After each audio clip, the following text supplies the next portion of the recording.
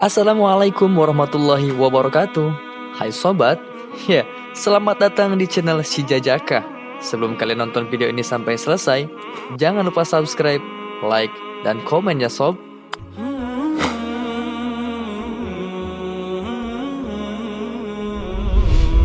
Bangsa yang besar adalah bangsa yang menghargai dan tidak melupakan sejarahnya.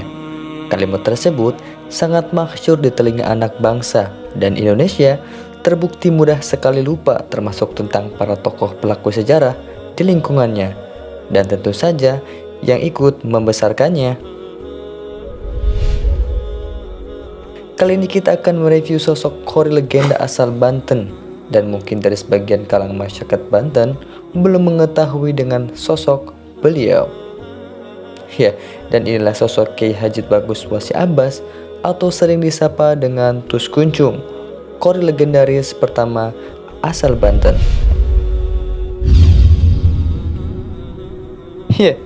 Beliau merupakan salah seorang pelaku sejarah yang masyhur pada zamannya. Ia bukan saja berhasil mengharumkan nama Banten di panggung nasional lewat alunan pembacaan Al-Quran, melainkan menuntun masyarakat Banten ketika itu menjadi komunitas yang cinta Al-Quran. Pria yang lahir pada tahun 1930 di Kasunyatan, Kasemen, Serang ini memiliki segudang pengalaman soal belajar dan mengajarkan Al-Quran, dan para santrinya tersebar di berbagai pelosok negeri, dari guru ngaji di kampung-kampung sampai qori tingkat internasional. Santri kesayangan Kiai Haji Bagus Syihabuddin Makmun Caringin ini sudah mendalami ilmu qiraat sejak usia anak-anak. Dasar-dasar qiraat sudah beliau pelajari dari orang tuanya, dan kebetulan selain menjadi naib atau penghulu, orang tua Tus Kuncung juga seorang hafiz atau penghafal Al-Quran. Pendalaman tentang Al-Quran seperti tafsir dan tajwid diperolehnya dari Kiai Haji Syihabuddin sekitar tahun 1943 di masa pendudukan Jepang. Melansir dari blog News Media, Tus Kuncung pernah bercerita bahwa dirinya dalam menuntut ilmu ikut dengan pamannya Tubagus Ahmad Khotib yang pada saat itu bertugas di Labuan Pandeglang. Ketika itu saya ikut paman saya, yaitu Tubagus Ahmad Khotib, yang pada saat itu bertugas sebagai dai danso di Labuan, ungkapnya ketika itu. Pada tahun 1945, pamannya Tubagus Ahmad Khotib mendapat tugas menjadi residen Banten, dan pada saat itu Tus Kuncung ikut kembali bersama pamannya ke Serang. Namun tak lama berselang, hampir 2 tahun sekitar tahun 1947 sampai dengan 1948, beliau kembali ke Caringin untuk khataman Al-Quran. Dan pada tahun 1948 sampai dengan 1951, bersamaan dengan terjadinya agresi militer Belanda II, beliau kembali ke Banten lama, dan kedatangannya ke Serang, beliau mendapat tugas khusus sebagai muazin di Masjid Agung Banten. Pada tahun 1952, Tus Kuncung terjun sebagai guru qiraat di Majalawang Tak-Takan Serang. Keputusan yang dinilainya berat itu dilakoninya hingga beberapa tahun, karena merasa ilmu tentang Al-Quran yang dimiliki masih kurang. Sekitar tahun 1955 sampai dengan 1960, ia kembali berguru Al-Quran ke pesantren lontar asuhan Kiai Haji Tubagus Soleh Makmun. Julukan Qori mulai menempel pada dirinya sejak bulan Maulid tahun 1962. Ketika itu, Jawa Barat menggelar MTQ tingkat nasional yang pertama.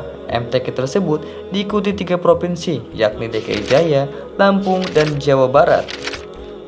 Cerita tentang kemerduan surat Tus Kuncung nampaknya sampai ke telinga Presiden Soekarno, sehingga pada tahun 1962 Presiden mengundangnya untuk membaca Al-Quran di istana, bertepatan dengan perayaan Maulid Nabi Muhammad SAW. Pengalaman mengikuti MTQ di luar Banten pertama kali dialaminya tingkat Jawa Barat pada tahun 1971.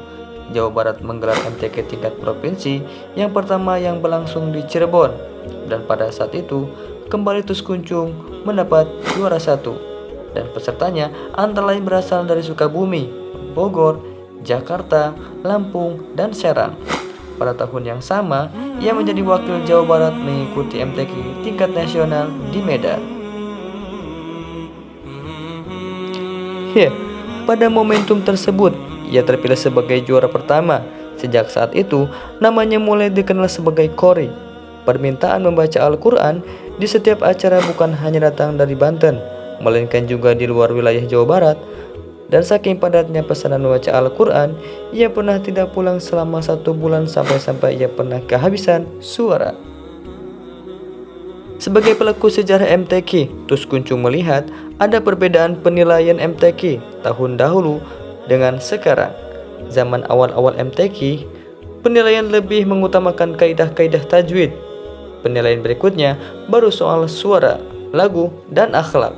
Tapi pada MTQ sekarang, yang diutamakan soal suara dan lagu, sedangkan kaidah-kaidah tajwidnya menjadi nomor 2. Dan akibatnya, menurut Tus Kuncung banyak qori atau qori'ah yang tajwidnya minim tapi bisa lolos menjadi juara MTQ. Alasannya satu, suara dan lagunya bagus. Meski memaklumi sebagai bagian dari perkembangan MTQ, namun ia menilai hal itu sebagai perkembangan yang kurang baik. Menurutnya, qori harus tetap berpegang pada kaidah-kaidah tajwid. Ia mengingatkan agar para qori tidak bosan mendalami tajwid. Selama malang melintang dalam dunia qori, Tus Kuncung menemui banyak pengalaman menarik. Pengalaman paling tidak bisa ia lupakan antara lain perkenalannya dengan Buya Hamka, pemuka Muhammadiyah. Ketika itu Hamka sudah menjadi ulama yang kebesarannya masyhur di masyarakat internasional.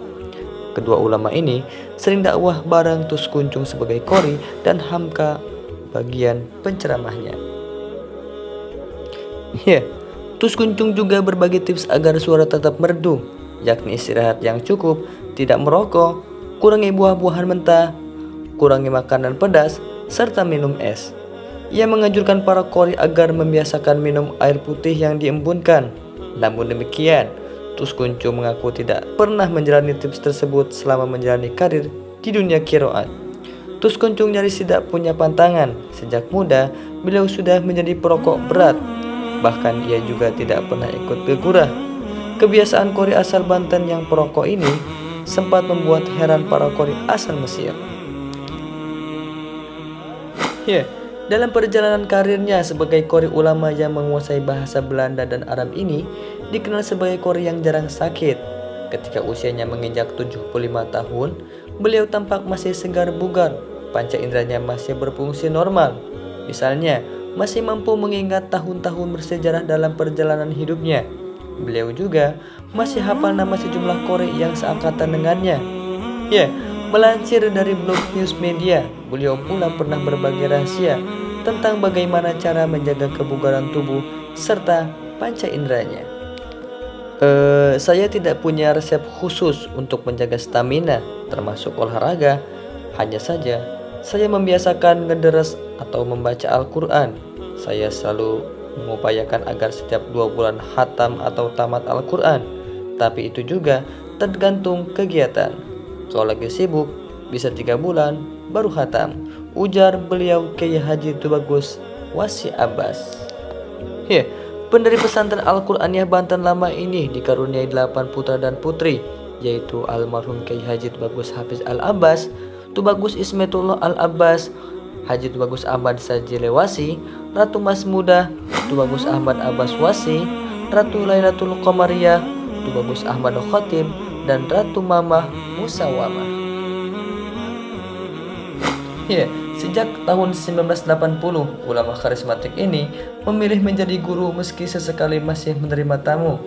Namun seiring bergulirnya waktu, roda kepemimpinan pesantren Al-Quraniyah kemudian diserahkan kepada anaknya, yaitu Haji Tubagus Hafiz Al-Abbas. Namun tidak lama berselang, Haji Tubagus Hafiz Al-Abbas wafat di usia muda. Kemudian dilanjutkan ke pewaris selanjutnya, yaitu menunjuk Kiai Haji Tubagus As-Sazili sebagai penerusnya. Jadi itulah cerita eksistensi Kiai Haji Tubagus Wasi Abbas atau sering disapa Tus Kuncung, qori nasional pertama asal Banten.